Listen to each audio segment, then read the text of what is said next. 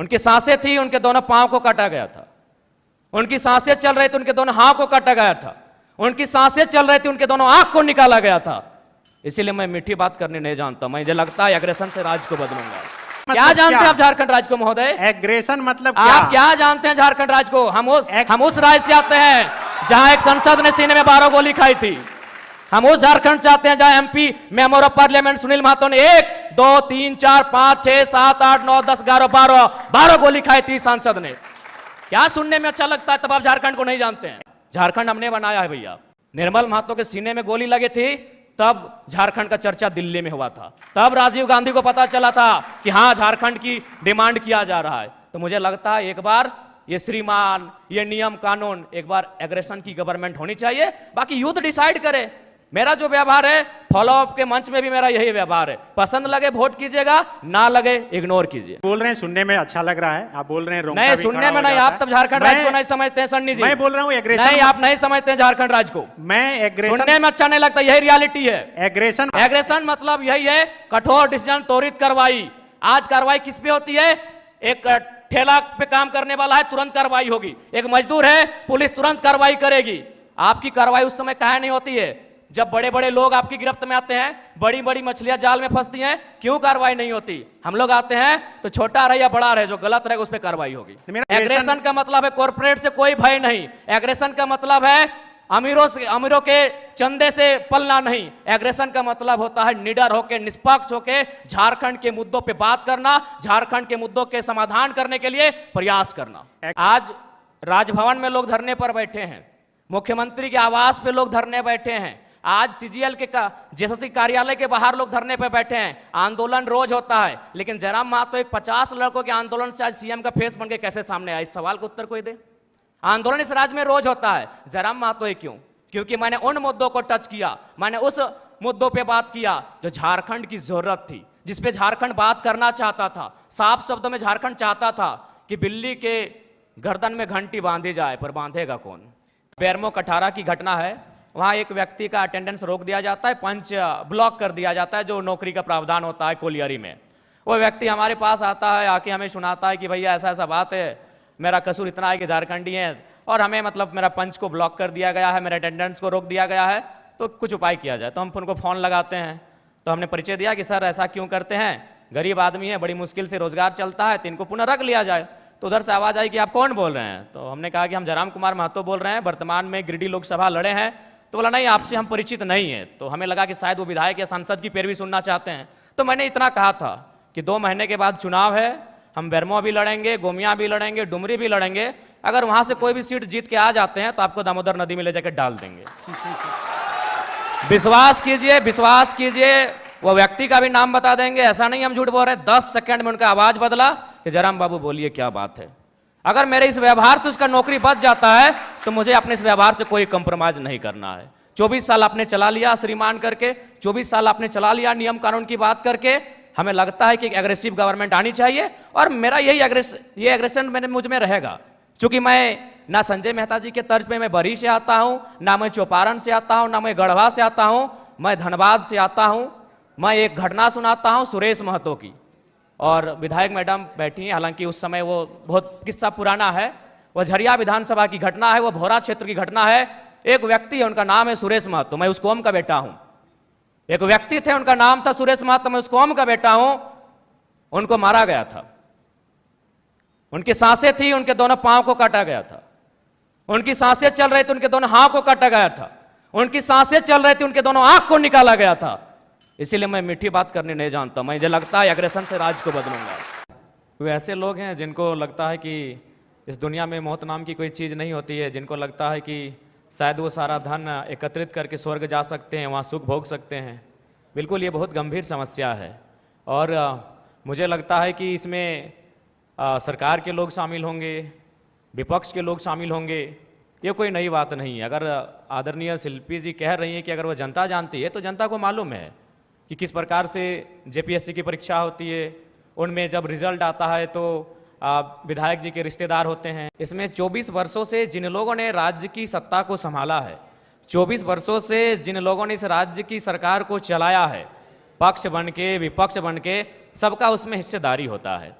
तो इसलिए जिस दिन वो इस बात को मानेंगे कि हमें एक समानतापूर्वक जीवन जीना है, हम लोग वास्तव में इंसान मनुष्य तभी हैं जब दूसरे की दर्द, दूसरे की तकलीफ और पीड़ा को देखकर हम भी पीड़ित होते हैं, तब शायद ये माहौल बदले। लेकिन फिलहाल ऐसे परिवेश में ये बुद्ध का देश भले है, लेकिन आज बुद्ध के विचार बिल्कुल विलुप्त हो चुके हैं। मुझे नहीं लगता है कि कोई शांतिप्रिय तरीके से इस प्रकार के रास्तों से हटेगा।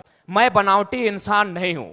उस मीटिंग में 52 मिनट डिस्कशन हुआ था, मैंने 52 मिनट के बाद मुंह खोला था, और ये तो मीडिया चल रही थी और कैमरा में कैच हो रहा था, इसीलिए मैंने बोतल को टेबल में पटका। मां कसम हम किसी के मुंह में पटकते, आपके पांव तले जमीन खिसक जाएगी। जब आपने छेड़ा है तो सुन लीजिए। यही विनोद बिहारी विश्वविद्यालय में एक कंपनी, एक एजेंसी ने टेंडर लिया है, मजदूरों को ज्वाइनिंग लेटर के साथ साथ रिजिग्नेशन लेटर पे साइन करा गया। इस भारत में कहां होता है यार? मैं आक्रामकता की बातें करता हूं, कारण कौन है? रिजिग्नेशन लेटर पे साइन कराया गया है, कौन देगा उत्तर? भारत देश में 4 स्तंभ है कहने को, न्यायपालिका, कार्यपालिका, विधायिका, पत्रकारिता। कौन रिस्पॉन्सिबल है कि ज्वाइनिंग? ताजुब की बात है, ज्वाइनिंग लेटर भी मिला है और उनको साइन भी करा लिया है। क्या बोलते हैं आप? रिजिग्नेशन लेटर, रिजाइन लेटर में भी साइन करवाया गया है। और एक घटना गोमिया की, जब मेरा सभा था बेरमो में, वो लड़का आया, उसने कहा कि जो एजेंसी है उनको पेमेंट देना होता है 20,000, लेकिन मेरा शर्त है उनका कि 20,000 आपके अकाउंट में देंगे, आपको 8,000 रिटर्न करना होगा, नहीं तो नौकरी से निकाल देंगे। उसके बाद भी अगर आपका खून नहीं खोलता है तो आप बनावटी लोग हैं, असल लोग नहीं है। अगर आप चाहते हैं मेरे अंदर की आक्रामकता कम हो, आप चाहते हैं मेरे अंदर की उग्र भावना कम हो, तो आज प्रबुद्ध लोग बैठे हैं। आज माननीय मंत्री दीदी बैठी हैं, आज माननीय मंत्री महोदय बैठे हैं, मंत्री 3 मंत्री बैठे हैं, आज प्रदेश अध्यक्ष महोदय बैठे, सांसद महोदय बैठे हैं, झारखंड मुक्ति मोर्चा के फिलहाल पालनहार हैं बैठे, आज विधायक मैडम बैठी हैं, यहां भी एक विधायक बैठे हैं, यहां भी एक विधायक बैठे हैं। ये लोग तय करें कि इस प्रकार का जुल्म, शोषण, अत्याचार एक आम व्यक्ति पे, यानी जो लोग हाशिए पर हैं, जो लोग निम्न स्तर पे हैं, उनके साथ अन्याय नहीं होगा।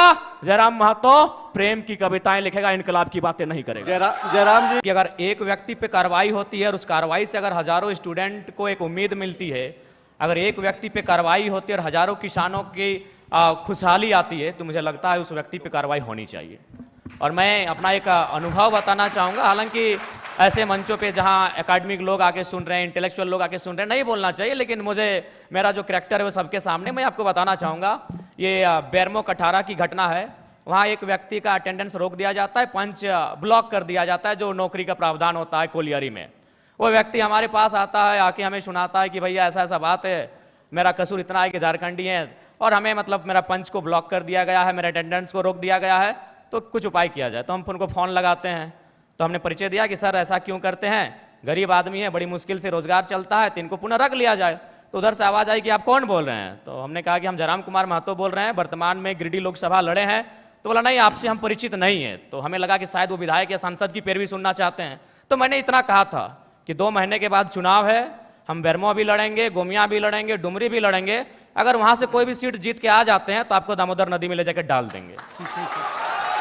विश्वास कीजिए, विश्वास कीजिए, वो व्यक्ति का भी नाम बता देंगे, ऐसा नहीं हम झूठ बोल रहे हैं। 10 सेकंड में उनका आवाज बदला कि जयराम बाबू बोलिए क्या बात है। अगर मेरे इस व्यवहार से उसका नौकरी बच जाता है तो मुझे अपने इस व्यवहार से कोई कंप्रोमाइज नहीं करना है। अलग राज्य की लड़ाई जिन मुद्दों के साथ लड़ी गई थी वही मेरे मुद्दे होंगे। झारखंड अलग राज्य की लड़ाई में जो सोच के साथ इस राज्य को अलग किया गया था कि जब ये राज्य अलग होगा तो यहाँ के युवाओं के पास क्या अधिकार होगा, जब ये राज्य अलग होगा तो यहाँ के किसानों के पास क्या स्वतंत्रता होगी, मेरे मुद्दे वही होंगे। झारखंड जो हमारे झारखंड के नाम में ही छुपा है, झाड़ यानी जंगल, खंड यानी जमीन का एक भूभाग, और हमारी जो निरंतर लड़ाइयाँ रही हैं आदिकाल से वो इसी विषय को लेकर रही हैं। तो जब मैं विधानसभा के चुनाव में जाऊंगा, मेरा पहला मुद्दा इस राज्य में एक सुदृढ़ स्थानीय नीति का रहेगा। चूँकि मैं जिन क्षेत्रों से आता हूँ वो कोयलांचल का क्षेत्र है। आज भी मैं जब कोयलांचल से होकर आया तो लोगों ने अपनी समस्याओं को लगभग 15-20 आवेदन मेरे पास पड़े।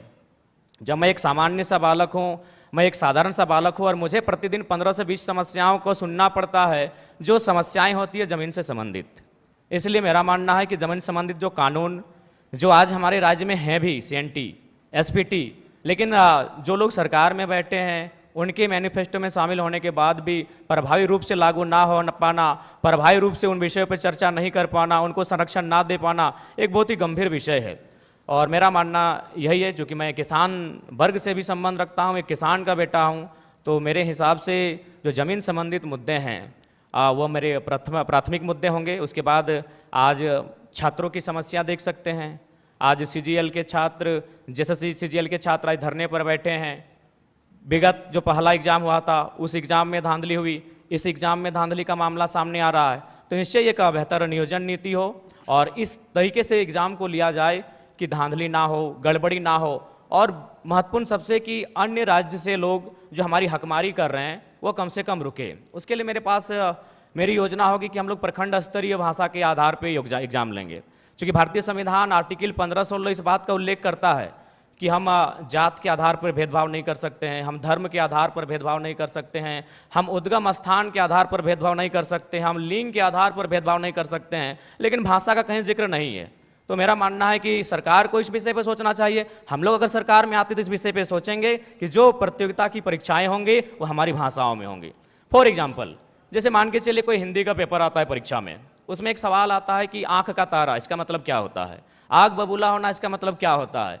तो झारखंड के अभ्यर्थी के साथ साथ इस सवाल का उत्तर बिहार के अभ्यर्थी को भी मालूम है, इस सवाल को उत्तर उत्तर प्रदेश, मध्य प्रदेश, राजस्थान के अभ्यर्थी को भी मालूम है। लेकिन अगर हम अपनी भाषा को प्रमोट करेंगे, अपनी कल्चर को अगर प्रमोट करेंगे प्रतियोगिता परीक्षाओं में, और वहाँ सवाल ये रहेगा, मान के चलिए मैं धनबाद के तोपचांची ब्लॉक से आता हूँ और वहाँ एक मुहावरा चलता है, पखर तरे हाथ करे करे झाँक, ना ये राजस्थान को समझ में आएगी, ना ये उत्तर प्रदेश को समझ में आएगी। इससे क्या होगा कि नियम भी बना रहेगा और हमारी जो नौकरियों में हकमारी हो रही है वो भी सुरक्षित रहेगी। के द्वारा जो एविडेंस साक्ष्य प्रस्तुत किए जा रहे हैं, तो प्रथम दृष्टि से तो यह स्पष्ट हो रहा है कि इस बार भी जो CGL का पेपर है उसमें कहीं ना कहीं गड़बड़ी हुई है, धांधली हुई है। और मुझे लगता है कि पिछली बार जो पेपर गड़बड़ी हुआ था, अगर उसका जो लोग दोषी हैं, अगर वे दोषी लोग पकड़े जाते हैं, अगर उन पर कार्रवाई होती, तो शायद इस बार उनका मनोबल इतना ऊंचा नहीं होता। लेकिन चूंकि आपने SIT का गठन किया, आपने समय मांगा, आपको समय मिला, उसके बाद भी ये तय नहीं हो पाया है कि पिछली बार जो पेपर गड़बड़ी हुई थी, जो 28 जनवरी 2024 को जब इसका एग्ज़ाम हुआ था, तो मेरा मानना है कि कहीं ना कहीं आपका कठोर निर्णय ना ले पाना गवर्नमेंट का, आपका क्विक डिसीजन ना ले पाना उन लोगों का मनोबल को बढ़ा रहा है। हमने कोल माफिया सुना था, हमने लैंड माफिया सुना था, अब यहाँ पेपर माफिया जैसे मामले सामने आ रहे हैं। तो इससे आप इनकार नहीं कर सकते हैं, इस पर आप मौन नहीं रह सकते हैं, ये तो आपको तय करना होगा, इस बात को आपको मानना होगा। क्योंकि पिछली बार हमारे ही 15 साथियों पर FIR हुआ था, आज भी उस मुकदमे के कारण हमारे प्रत्याशी रांची के हमारे आदरणीय देवेंद्र जी जेल गए, उसी मुकदमे के कारण गए थे। तो जाहिर सी बात है वो हाईलाइट तभी हुआ जब हम लोगों ने प्रोटेस्ट किया। उस प्रोटेस्ट के परिणाम स्वरूप उस समय वर्तमान मुख्यमंत्री माननीय चंपई सोरेन जी थे, SIT का गठन हुआ। लेकिन आज परिणाम और निष्कर्ष आपके सामने क्या है, यानी आप लोग उन माफियाओं के मनोबल को बढ़ाने का कार्य आप स्वयं कर रहे हैं। तो ये तो आपको तय करना है कि आप छात्रों के साथ हैं या पेपर माफियाओं के साथ है, ये सरकार को आके तय करना है। यदि आप पेपर माफियाओं के खिलाफ हैं तो पिछली बार जो आपने SIT का गठन किया था उसका निष्कर्ष क्या है, उसका रिजल्ट क्या है, दोषी कौन लोग हैं, वो कटघरे के पीछे कब होंगे, ये राज्य की जनता जानना चाहती है। CGL JSSC के तमाम 6 लाख अभ्यर्थी जानना चाहते हैं। बिल्कुल, सूर्या जी से यही सवाल रहेगा। आप सत्ता के में भी रहे, पिताजी ये की तरफ या इंडिया अलायंस की तरफ? हम लोग अकेले ठीक हैं सर। चुनाव के बाद भी? तो चुनाव के बाद क्यों, हम लोग जनता से हम लोग आशा और अपेक्षा रखें हैं कि हम लोग को अकेले इतनी ताकत दी जाए कि इस राज्य के लिए बेहतर और भला कर सकें। तो आप 81 सीट पर लड़ रहे हैं और चुनाव के बाद जो भी स्थिति हो आप कहीं नहीं जा रहे हैं? जी, हम लोग लगभग 70 सीटों से आवेदन मिला है, वहाँ तो लड़ना ही लड़ना है। बाकी सीटों पर अगर अच्छे प्रत्याशी दमगर मिले तो निसंदेह हम लोग 81 सीटों तक पहुँचेंगे और चुनाव लड़ेंगे।